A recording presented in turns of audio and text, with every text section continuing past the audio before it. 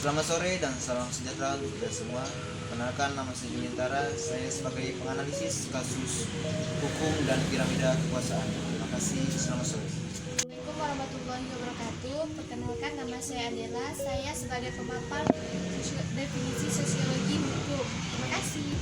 Warahmatullahi wabarakatuh. Perkenalkan, nama saya Sukardi. Saya sebagai pemapar teori sosiologi hukum.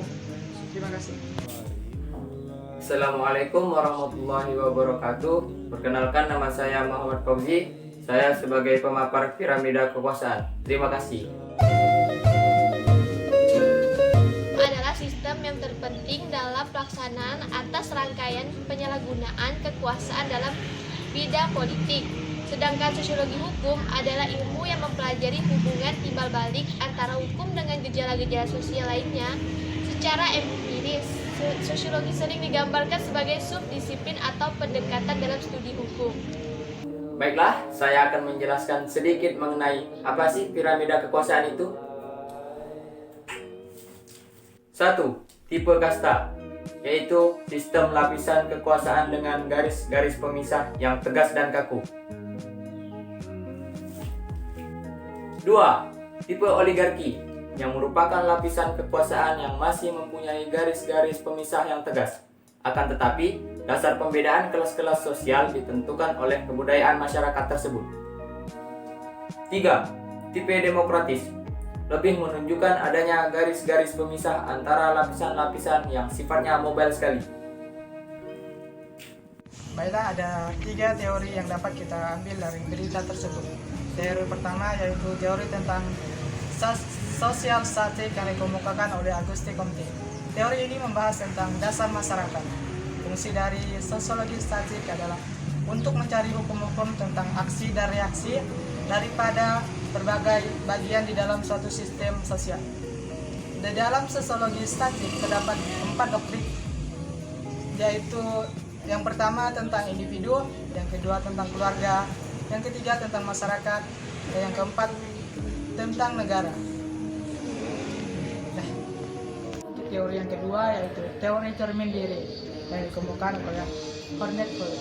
Teori ini memandang bahwa hidup manusia secara sosial ditentukan oleh bahasa, interaksi, dan pendidikan. Menurut teori ini, di dalam individu terdapat 3 unsur, yaitu yang pertama, bayangan mengenai bagaimana orang lain melihat kita. Yang kedua, bayangan mengenai pendapat orang lain mengenai diri kita. Yang ketiga, rasa diri yang bersifat positif dan negatif. Nah, untuk teori ketiga yaitu teori kontrol sosial negatif yang dikemukakan oleh Emmett Durkheim. Dalam teori ini, kaidah hukum yang digunakan merupakan kaidah-kaidah hukum yang represif, yang merupakan hukum pidana. Sanksi bersifat mengekang, represif berupa celaan dari masyarakat, penghinaan terhadap kehormatan, dan hukuman mati. Dan reaksi antara bagian-bagian dari suatu sistem sosial. Social statics merupakan bagian yang paling elementer dari ilmu sosiologi, tetapi dia bukanlah bagian yang paling penting dari studi mengenai sosiologi, karena pada dasarnya social statics merupakan hasil dari suatu pertumbuhan. Sekalipun social statics adalah bagian yang lebih elementer di dalam sosiologi, tetapi kedudukannya tidak begitu penting dibandingkan dengan social dynamics, yang didefinisikannya sebagai teori tentang perkembangan dan kemajuan masyarakat. Karena social dynamic merupakan studi tentang sejarah yang akan menghilangkan filsafat yang spekulatif tentang sejarah itu sendiri. Comte berpendapat bahwa di dalam masyarakat terjadi perkembangan yang terus-menerus, namun perkembangan umum dari masyarakat tidak terus-menerus berjalan lurus. Ada banyak hal yang mengganggu perkembangan suatu masyarakat, seperti faktor ras, iklim, dan tindakan politik. Comte berpendapat jawaban tentang perkembangan sosial harus dicari dari karakteristik yang membedakan manusia dan binatang, yaitu perkembangan intelijensinya. Kemudian ahli kedua yang memiliki teori dalam sosiologi hukum adalah Emil Durkheim. Durkheim merumuskan hukum sebagai suatu kaidah yang bersanksi. Kaidah-kaidah tersebut dapat diklasifikasikan menurut jenis-jenis sanksi yang menjadi bagian utama dari kaidah hukum tersebut.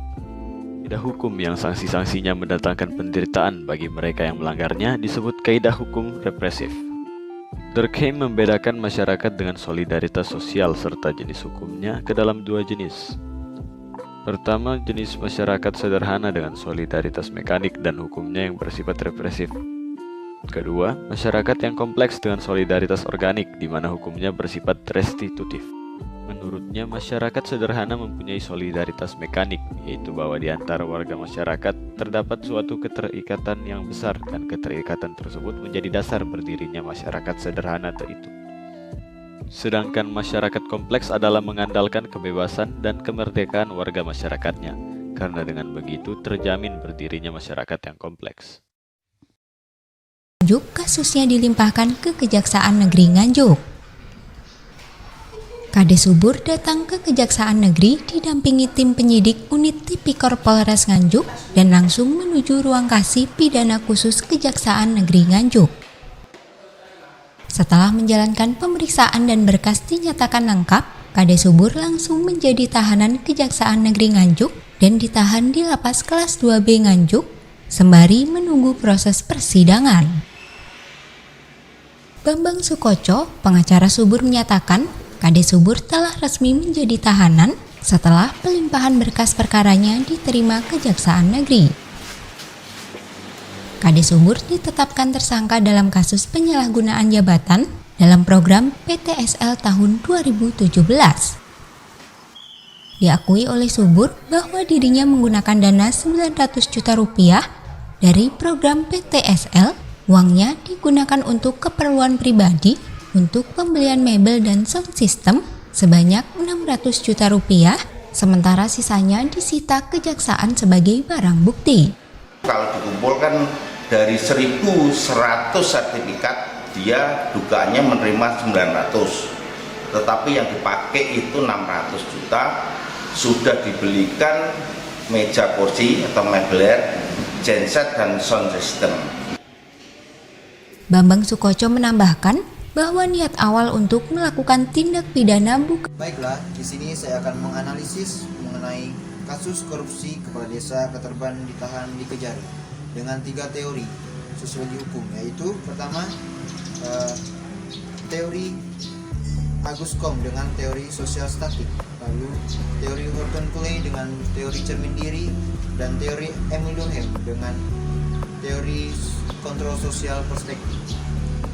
Berikut berita dari kasus kepala desa Keterban ditahan di Kejari.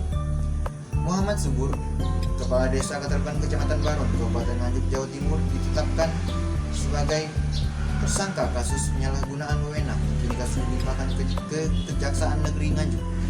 Didampingi tim penyidik unit Pitkor Polres Nganjuk. Kepala desa Keterban Subur datang dan langsung menuju ruang kasih pidana khusus Kejaksaan Negeri Nganjuk. Jadi, berdasarkan kutipan dari berita ini dapat kita analisis menggunakan teori statik maksud saya. Teori ini membahas tentang dasar masyarakat. Fungsi dari sosial statik adalah mencari hukum-hukum yang berhubungan dengan aksi dan reaksi. Jadi si kepala desa ini melakukan korupsi, otomatis yang dia dapatkan yaitu suatu hukuman atau sanksi yang diterima baik dari negara maupun lingkungan sekitarnya atau masyarakat. Kemudian kita menggunakan teori cermin diri, di mana Horton Cooley memandang bahwa hidup manusia secara sosial ditentukan oleh bahasa, interaksi, dan pendidikannya. Jadi jika kita lihat apabila si kepala desa ini melakukan korupsi, maka itu merupakan cerminan diri dia, bahwa diri dia tidak memiliki moral atau kekurangan nilai moral, sehingga menyebabkan si kepala desa ini menjadi tersangka dari kasus korupsi tersebut. Kemudian kita menggunakan teori kontrol sosial perspektif, di mana teori ini otomatis akan melakukan suatu sanksi sosial, yaitu dari masyarakat. Contohnya kita ambil contohnya yaitu ketika si kepala desa ini bebas ataupun selesai dari masa tahanannya, otomatis dia akan mendapatkan perlakuan kurang menyenangkan dari masyarakat itu. Misalnya dia digosipkan atau dibicarakan dalam lingkungan masyarakat tersebut. Itu merupakan suatu sanksi sosial yang ada dalam masyarakat. Mungkin hanya itu dapat saya sampaikan. Terima kasih.